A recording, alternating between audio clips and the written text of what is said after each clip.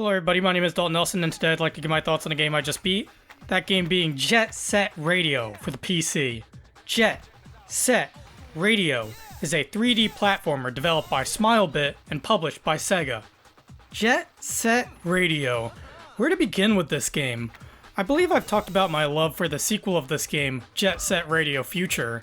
It's a fantastic game, and I was going to play it for a revisiting not too long ago before something got in the way. So, instead, I installed the first Jet Set Radio, which I've never played before. I've seen walkthroughs of this game, and I've been listening to its soundtrack for years, but I've never played it. Furthermore, Jet Set Radio will be celebrating its 20-year anniversary this coming June, which will no doubt cause a few people to pick up and play the game. So, I thought playing this game around this time would be the perfect circumstance. Now, Jet Set Radio has held on to its classic status for years, and seeing how I like games like Jet Set Radio Future and Hover, I was assuming that I was going to like this game as well, which I did.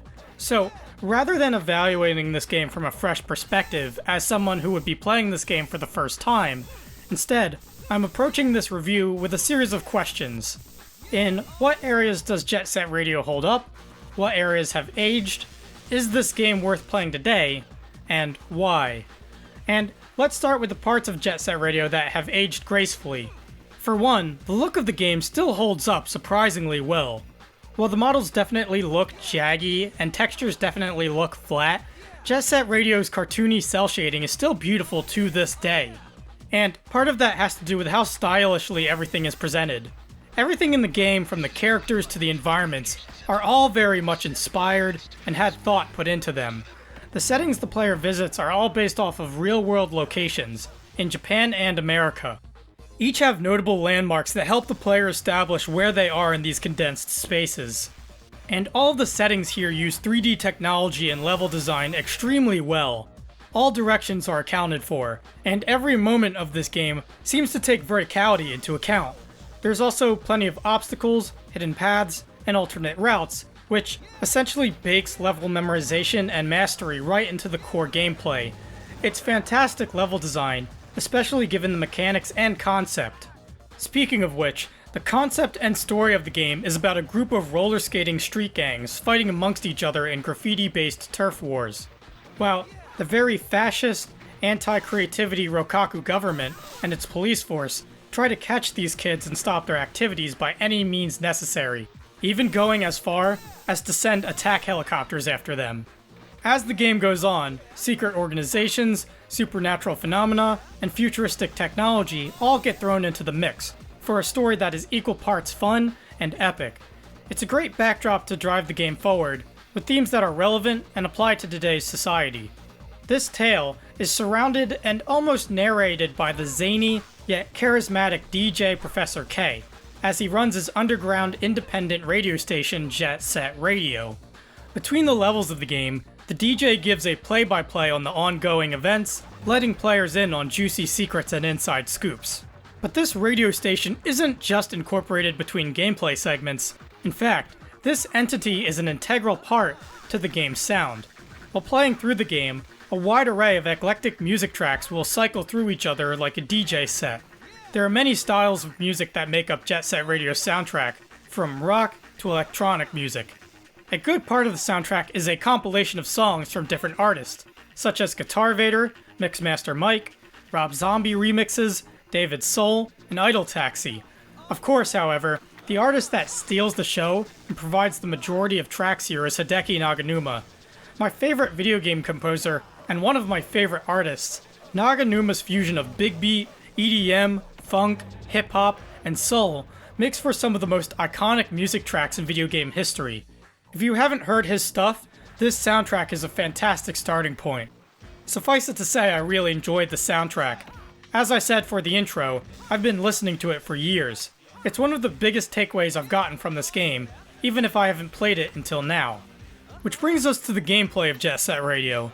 The goal of each stage in the game is to complete one of two goals: cover the other gang's graffiti, or tag them with spray paint until they submit. In these stages, it's your job to move around these dense environments, using the grind rails, walls, and ground to get to these goals.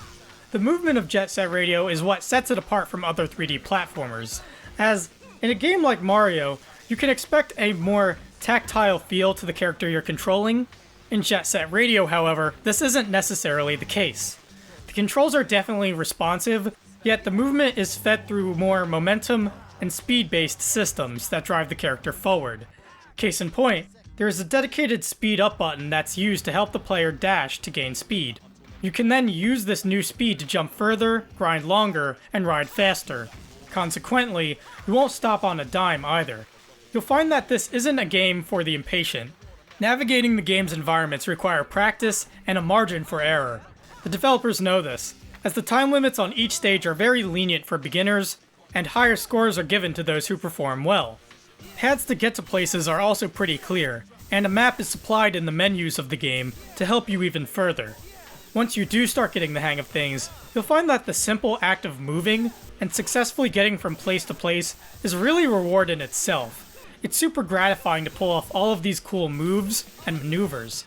It's what makes this game so fun and complex, yet at the same time so simple and at times even frustrating, but in a good way. I will say that I don't think the movement system is perfect.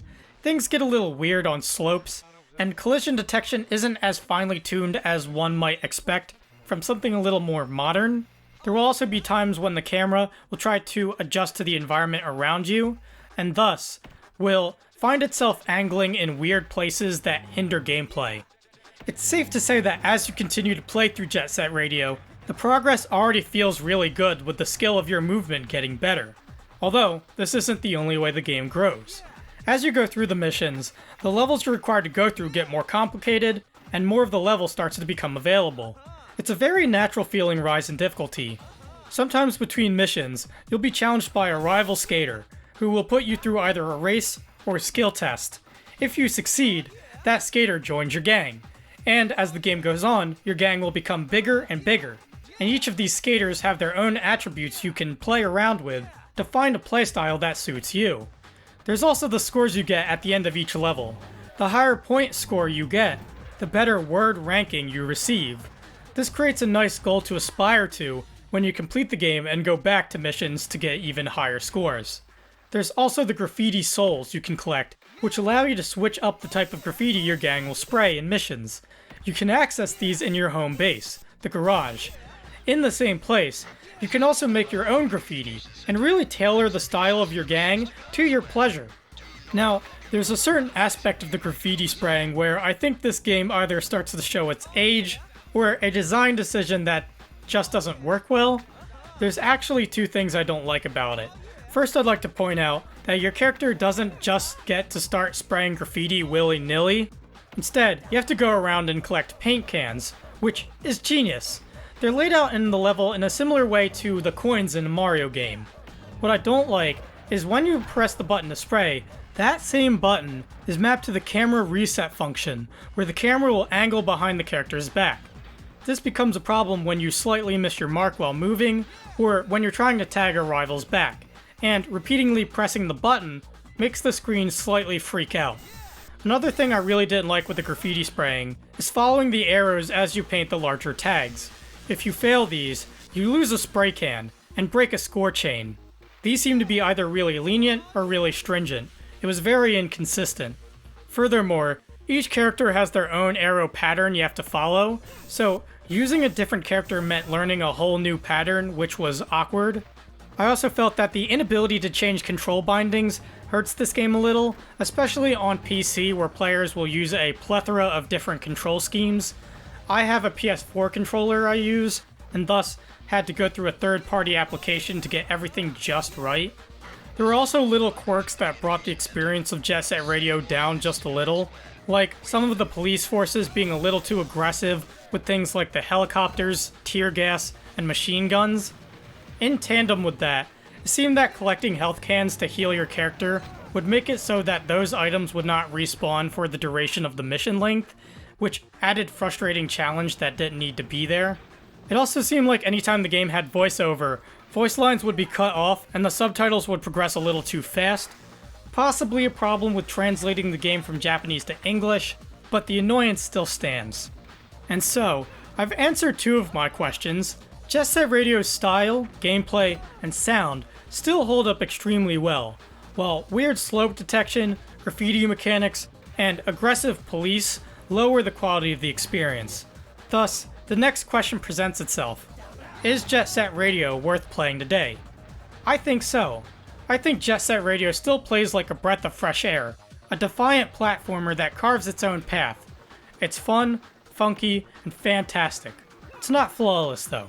So, I'm gonna give it a final score of a middling 8 out of 10. If you're wondering if you should pick up the Sega Classic for its anniversary, the answer is yes. The streets of Tokyo To call out to you, with music as your fuel and paint as your weapon. And make sure to tune into the radio station even the cops listen in on, Jet Set Radio.